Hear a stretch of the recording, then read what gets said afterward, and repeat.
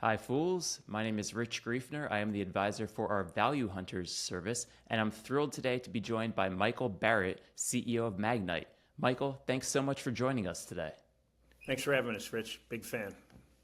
Yeah, well, likewise. Magnite, for those who might not know, Magnite is the world's largest independent sell side advertising company. Its platform helps content publishers like websites, mobile apps, and connected TV streaming services monetize their advertising inventory.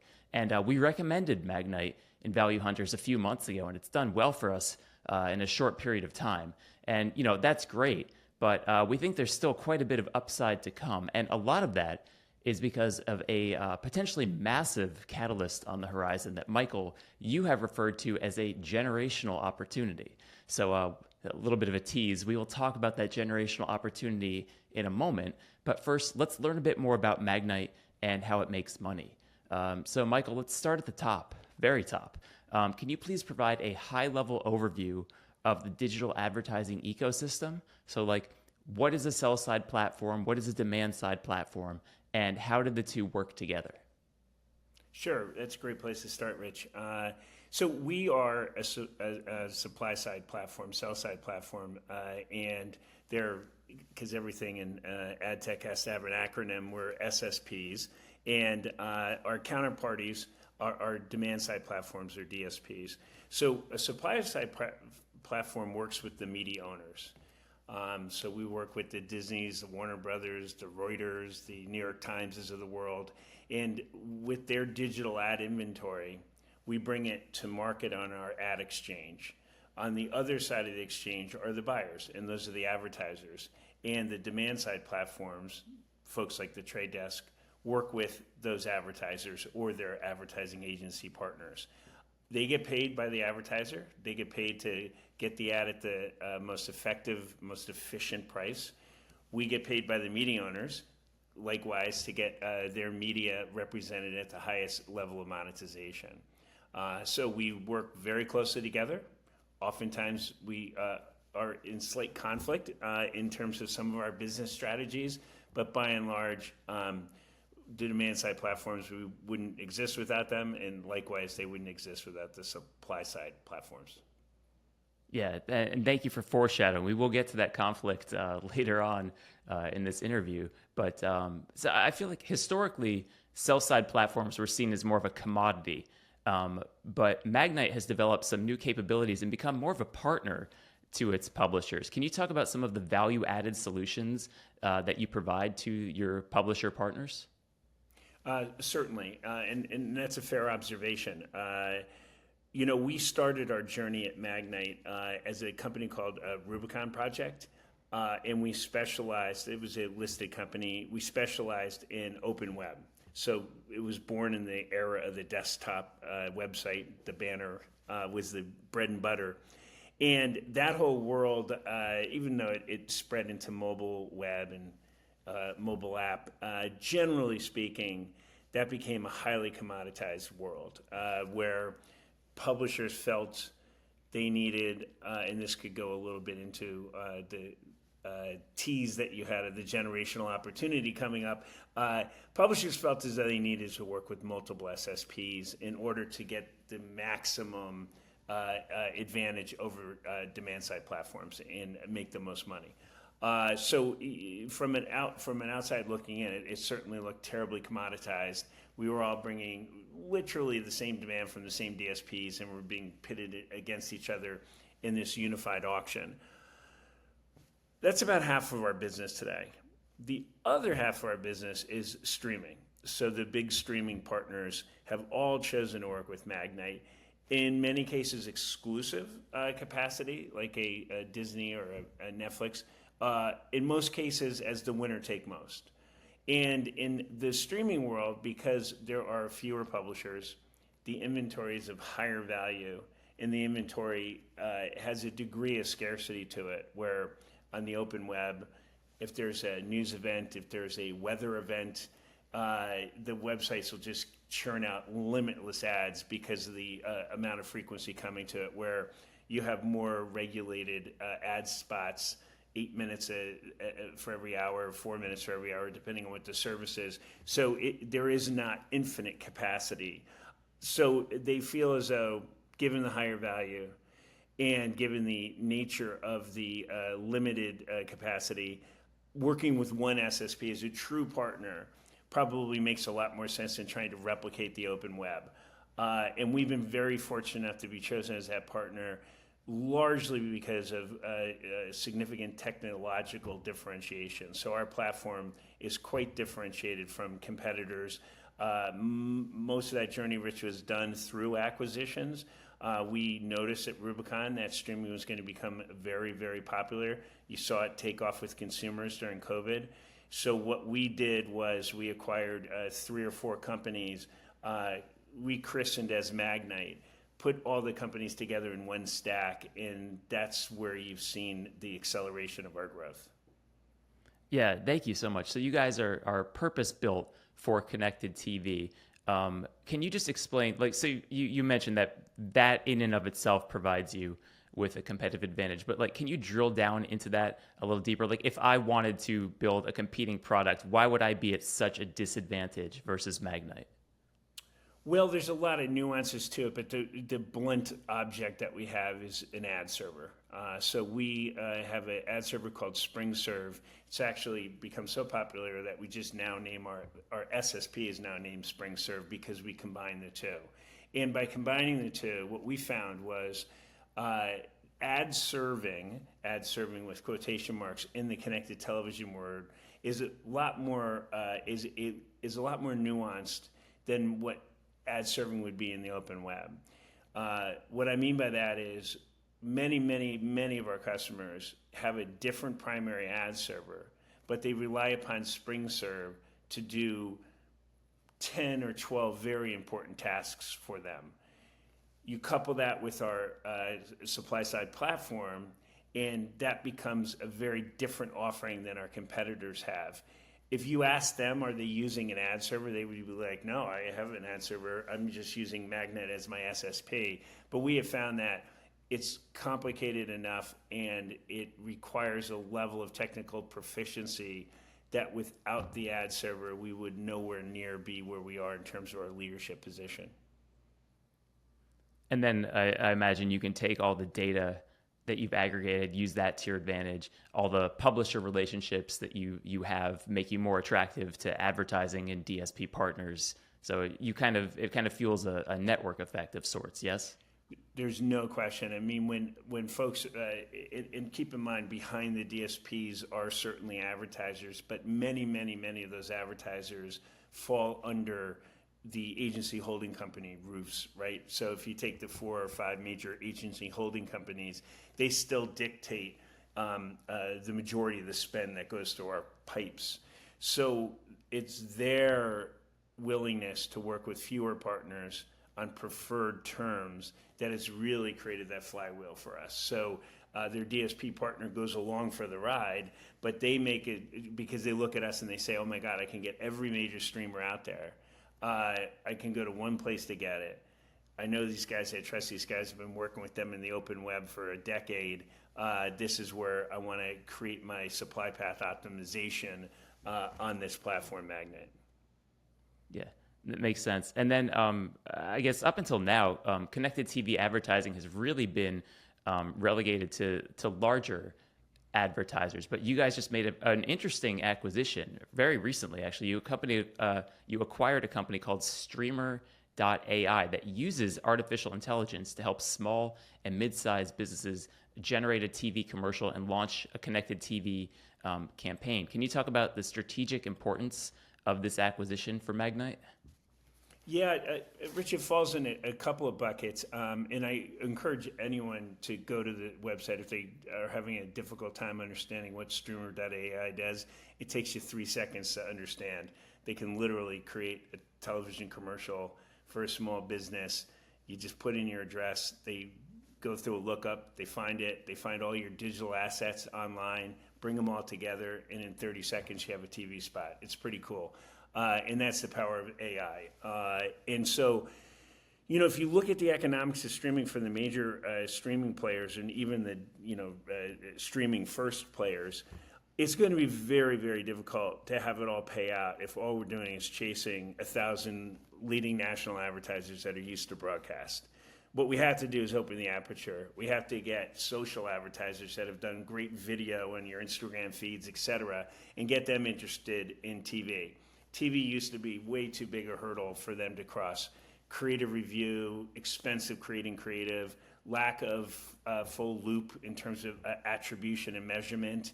And this is what the Streamer.ai and other companies are doing, trying to accelerate that shift where they can sample streaming, they can quickly get feedback loops, they can quickly change creative, and it really starts to feel like they're advertising in an app versus this large brand-centric TV world.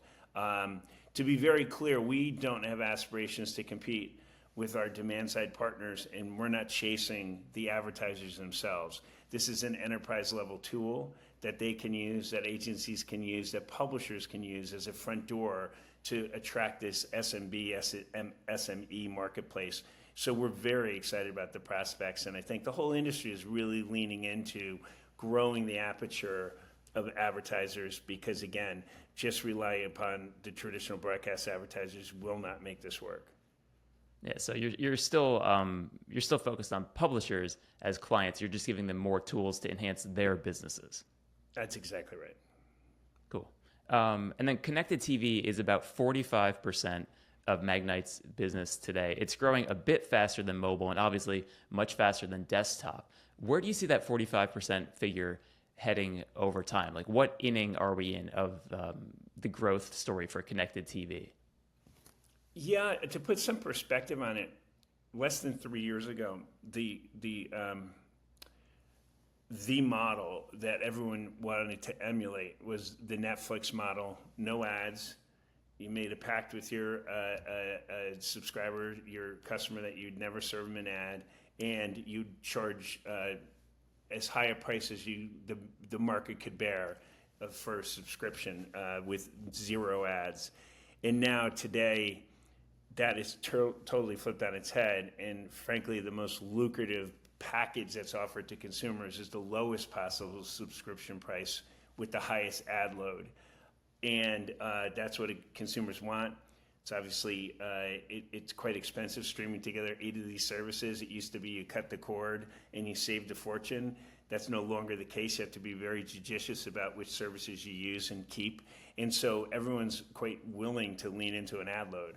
So if you look at that in a short period of time, it's completely flipped on its head.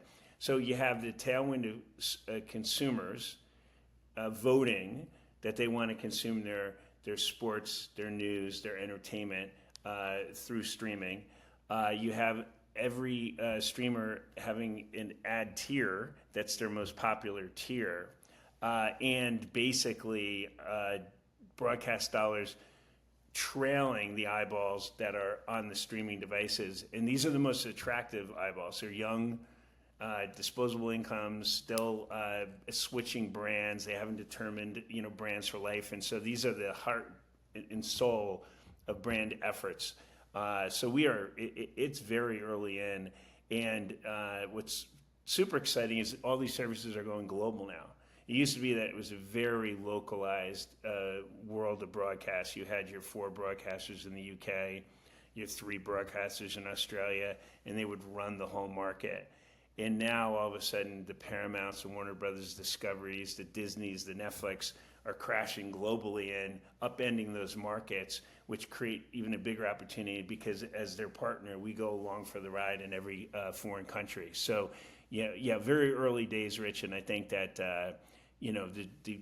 the axis will flip in terms of CTV being the majority of our revenue.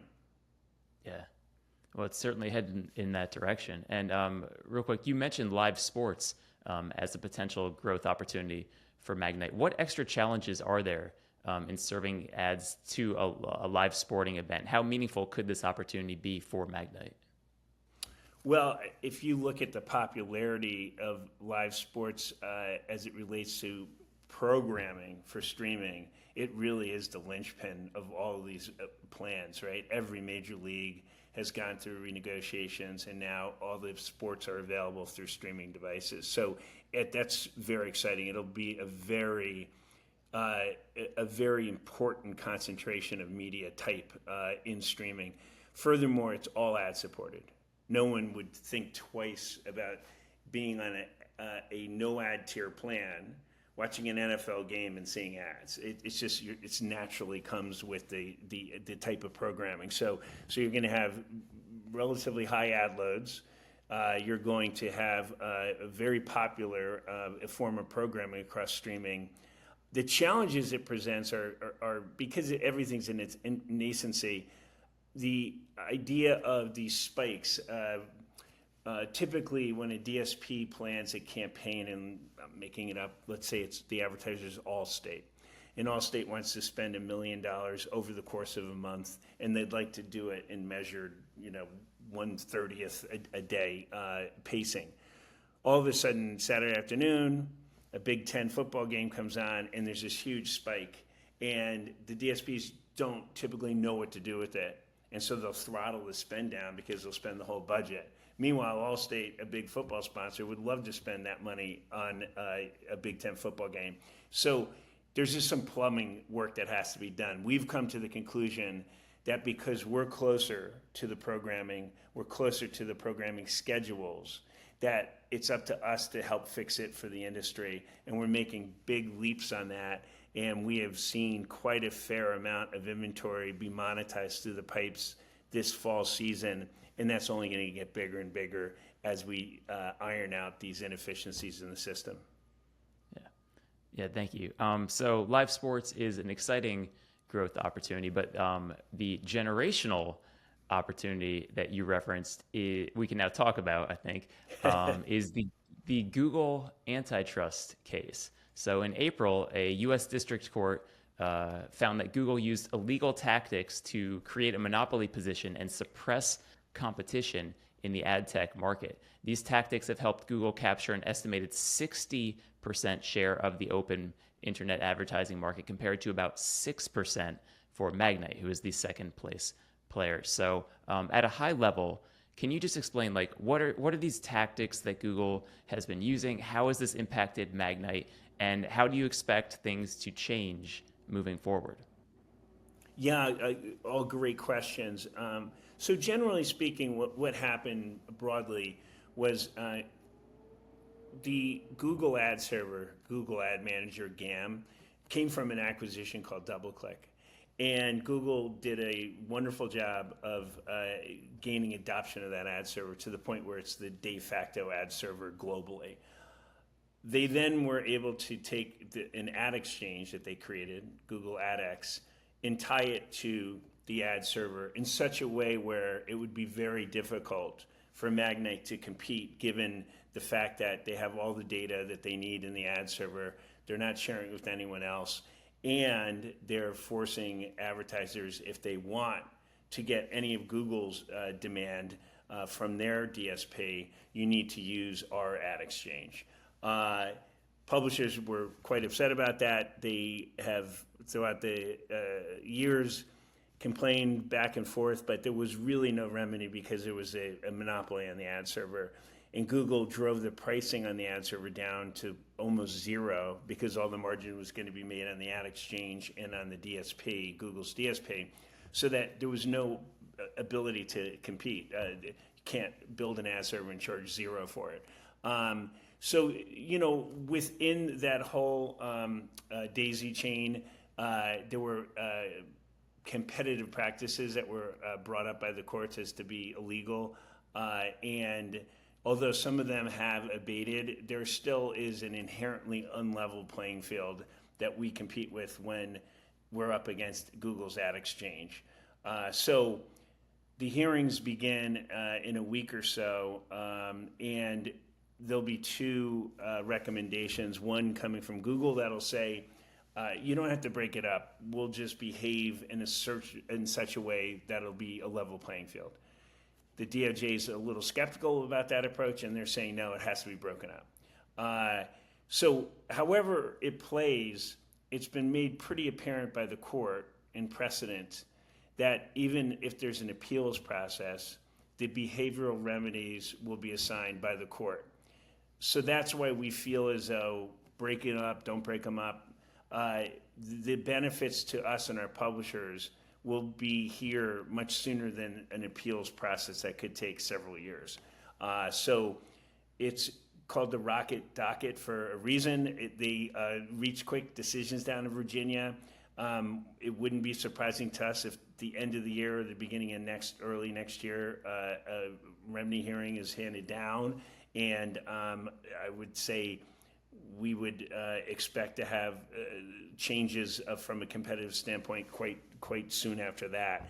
To give you some perspective, for every share gain that we would incur given the remedies, that could be $50 million of contribution to Magnite at a very, very high flow through in the high 90%.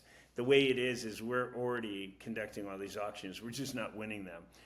If it were more level, we wouldn't have to do one iota more work to gain this market share. So we feel very encouraged about the direction it's heading, and we feel as though we're very well positioned post-remedy hearing to take advantage of any changes in the marketplace.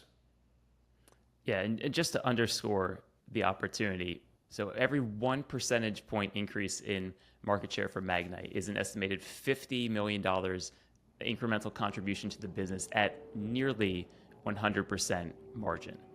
That's correct. So, yes.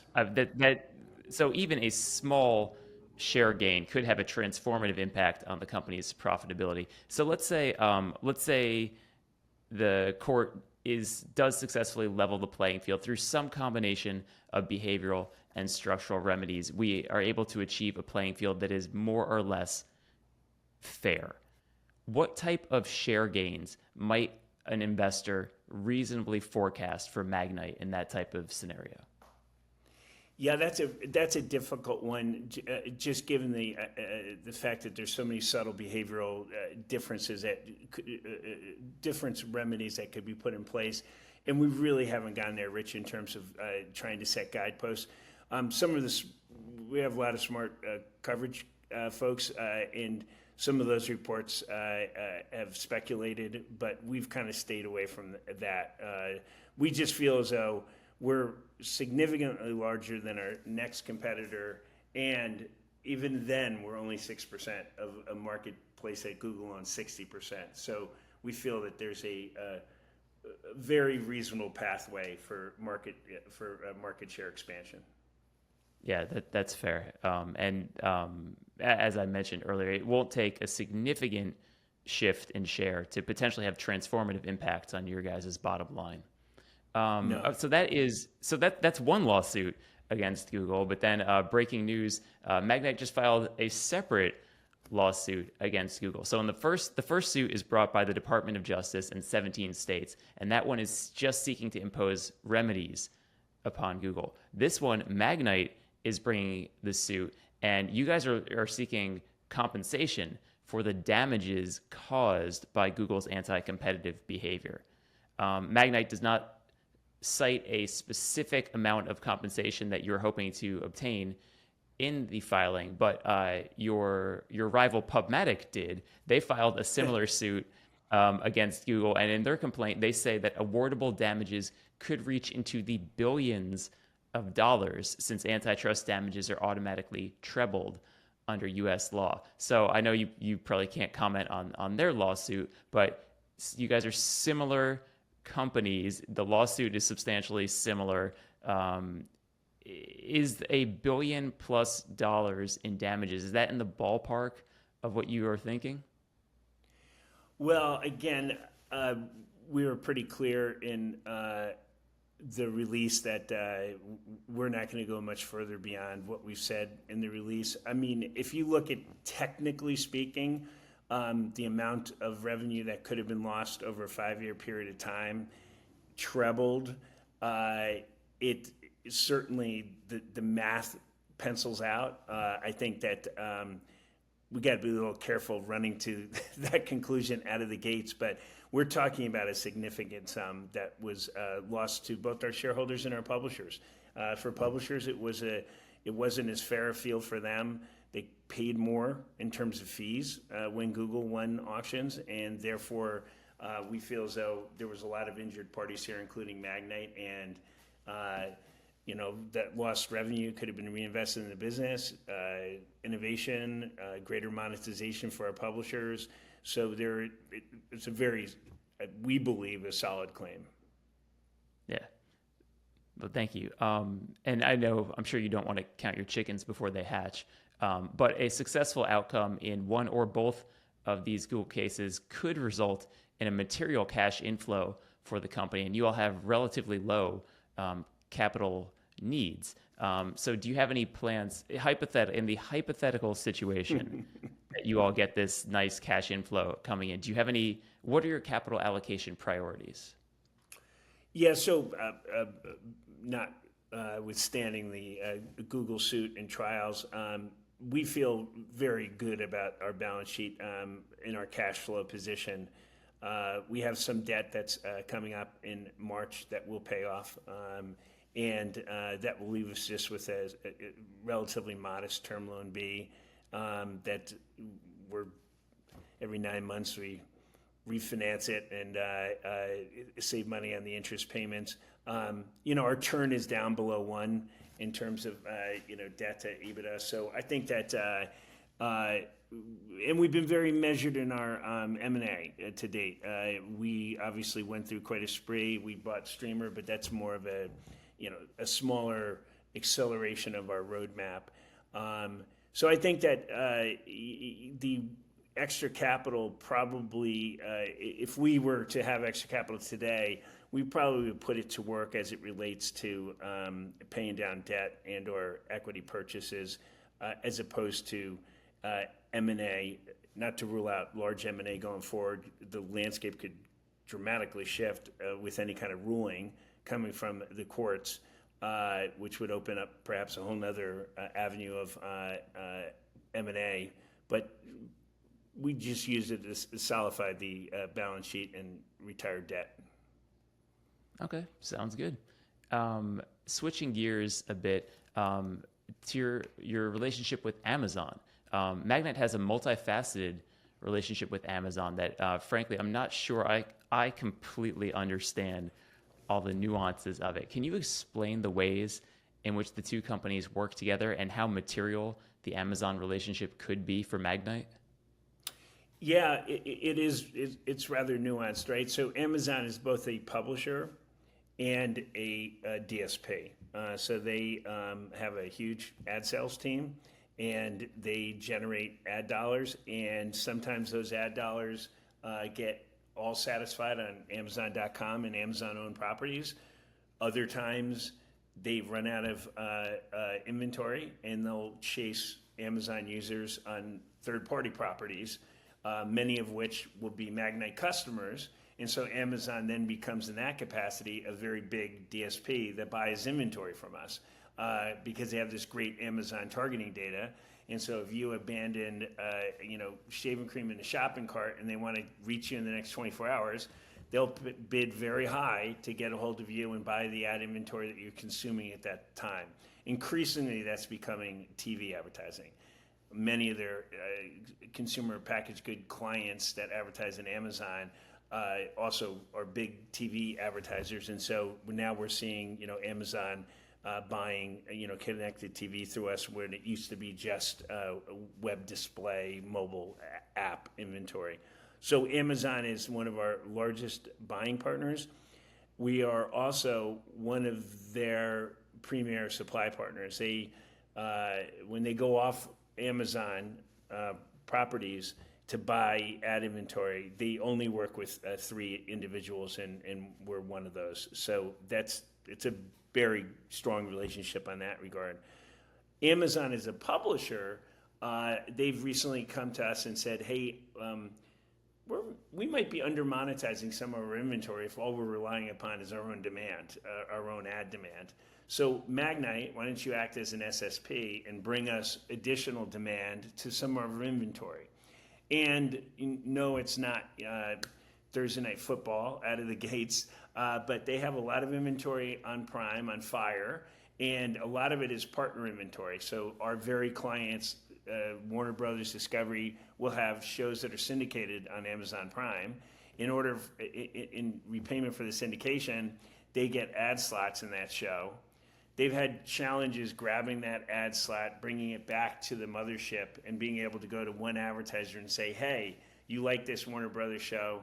It's distributed across all these different platforms. Come to one place and buy it from us. And that's the role we play as an SSP for our partners. And so we're working now with Amazon on freeing up that inventory and monetizing it. So Amazon is both a publisher and a buyer for us. Thank you. I appreciate that. Switching gears again, let's move on to some common risk factors that are cited when analysts talk about Magnite. The first I'll bring up, a common concern is that these connected TV providers, they will partner with Magnite in order to learn the ropes and build up their advertising capabilities, but ultimately they'll want to bring those capabilities in-house. How valid do you feel this concern is? Well, I think on paper, you might be able to draw any conclusion. In practice, we have around 1,000 people that are positioned globally. Every year, we'll do $60 to $80 million in R&D, whether it represents in CapEx or capitalized software development. So it's a real business, and what we do is quite nuanced in terms of the services we provide. If it was just running an auction and that was it, perhaps there is some vulnerability there. But we feel very comfortable that the largest streamers have made the decision on what's important to them. And what's important to them is consumer experience. So they need to know that whoever they work with is going to be able to provide the ad experience that they want in the environment that they want. And so a lot of the big streamers have said, that's stuff we're going to build. We don't want to be relying upon a vendor to do that, because what if a vendor said, nah, we're not going to build that type of an ad experience. You don't want to be competitively behind your competition. The other aspect is their customer data. The last thing they need to do is have any kind of breach, have any kind of person misuse the data that's so valuable. And so they have pretty much said, we'll build our own clean rooms. We will build our own data safety. Then as it relates to monetization, most of them have come to the conclusion that that world has been settled. The best people have built the best stuff. They've got great people that are running it. That, to me, I'm willing to work with a vendor on, a partner on, as opposed to building it myself. And I don't see that changing anytime soon. The economics of being a streamer these days, it's challenging. And to think of trying to open rec 150 heads to start to build what we have done over the last 15 years, I think we feel quite comfortable with the position we're in, and that competitive threat really isn't one. Thank you. That nice job addressing risk factor number one. Let's move to risk factor number two. That is the trade desk. So the trade desk has a product called Open Path that enables advertisers to bypass sell-side platforms and integrate their ad server directly with the trade desk's demand-side platform. Can you explain why this is not a concern for Magnite? I would label it as a concern, but I would not say it's one that's existential. Let's a little history lesson.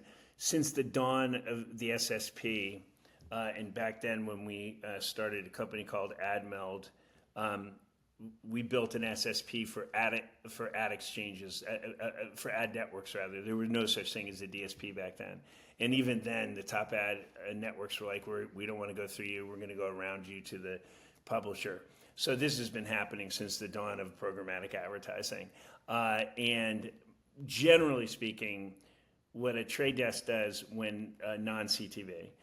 In the open web, they will go to a client of ours and they will say, one of our media owners, and say, hey, I got this newfound money.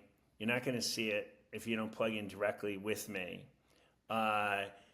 Take it or leave it. And by and large, the publisher says, sure, but I don't want to shut down my other trade desk pipe. So it's a two-pipe strategy. And what we have seen since the open path started 3 years ago, that trade desk spend with us through Magnite has increased year over year, outpacing their industry growth. So on the margins, would I like to see that other pipe? Sure. But it really hasn't resulted in a big dent to our business and our relationship with Trade Desk. If you flip that to the connected television side, we said to Trade Desk, hey, obviously this is a strategy you think is important to you. It's important to your clients. Our publishers want all the money that you possibly can get. Why don't we make it easy for you, and why don't you plug in through Magnite, and we'll make that direct connection because we have the ad server. And so in 98% of the cases, Trade Desk goes through Magnite to get to those connected streamers. And so we partake in those economics. So it's really not as existential a crisis that folks have painted over the years. It's more of a, alternately, it's competition. It's also what we do for publishers is bring them the greatest amount of dollars that they can possibly get. And so it kind of settles on that. Likewise, people have been pointing to us and saying, hey, you guys have a DSP-like feature, and it's not Streamer. It's a product called Clearline. And they're like, are you a DSP? Are you going after Trade Desk directly? And the answer there is no. We have had great success with it. Advertisers have adopted it. But in almost all cases, it's ad dollars that have not been in the programmatic universe, that are very fee sensitive, that are linear dollars, that are looking for a home in streaming, but can't justify the expense or the bells and whistles of a larger DSP, so they just wanted to strip down buying interface. And so Clearline's been quite successful in that area, which I guess encroaches on their turf. Folks can accuse us of trying to be a DSP, but it's really not the case. Just like they are very clear that they're not trying to be an SSP. Yeah, the relationships can get a little bit intertwined, I guess. Final risk factor, artificial intelligence. So AI has been replacing search. That means there's less traffic headed to publisher websites. That means fewer ad impressions to serve. How do you see AI impacting your business? Yeah, another great question. So the reality today is we're seeing the opposite, which I am not saying by any stretch that search referral traffic is down. It is definitely down. There are a couple of things why I think we're seeing things differently. Number one, we can just see from the number of ad requests we process a day that number is growing through the roof. So we are by no means being inhibited by lack of search referral to lack of ad requests. Today, we'll process close to 2 trillion ad requests. That's up from 1 trillion a year ago. So it's going in the opposite direction for us. Now, some of that could be increased ad load, that a publisher may have fewer page views, but more ads on a page, and so we're seeing more ads. But the reality is we haven't seen this apocalypse yet. Furthermore, the types of publishers we work with are, generally speaking, the global brand name publishers that, by and large, you're bookmarked it, you go to it, maybe you're even registered there. It's not a search referral experience. You want to go to Motley, you go to Motley. So that's could be one explanation for the open web, why we're not seeing a decline. The second is that's an increasingly smaller part of our business. Search referral doesn't really come into play with mobile app. and search referrals certainly doesn't come to play with connected television. So if you start to look at in audio as well, Spotify, iHeart. So if you start to look at our portfolio, you start to really see that it's not a very big slice of our portfolio any longer. And lastly, I gave you the economics of 2 trillion requests a day. If that went down to 1 trillion requests a day, and not trying to sound callous to our media creators, that's actually good for my business, because if I don't monetize 2 trillion ad requests a day, I don't monetize 1 trillion. I can only bring to market 400 to 500 billion. So if we were able to get that more in sync, it'd actually be better for my infrastructure, because it's our belief that marketers aren't going to cut their budgets. And as long as the budgets remain intact, we can withstand a shrinking of the total ad requests that we process. Interesting. Very interesting. Thank you. Okay, I made you address those 3 risks. Let's wrap it up with some questions that are a little bit more fun, a little hopefully easier to handle. Who is a CEO that you admire? I have the fortune to have 3 lovely daughters, and they were all home during COVID. So you get to see them work. And I would stop everything I was doing so I could eavesdrop on my middle daughter Annie's all hands that she had every day. And she works for American Express, and it's Steve Squeri, and he was phenomenal. He is phenomenal. He runs such a good company. She enjoys it so much. It's so empowering for working moms, and it's just admirable what he's done financially. And listening to him on the calls has been great. Probably shouldn't say that I eavesdrop on Amex's all hands, but yes, a huge fan. Oh, your secret is safe with me. What is one important lesson or one great piece of advice that you have received during the course of your career? I would say that of all the wonderful advice and mentorships that I've been fortunate to have, the one that continually circles back as being genuine today as it was 20 years ago, and that is,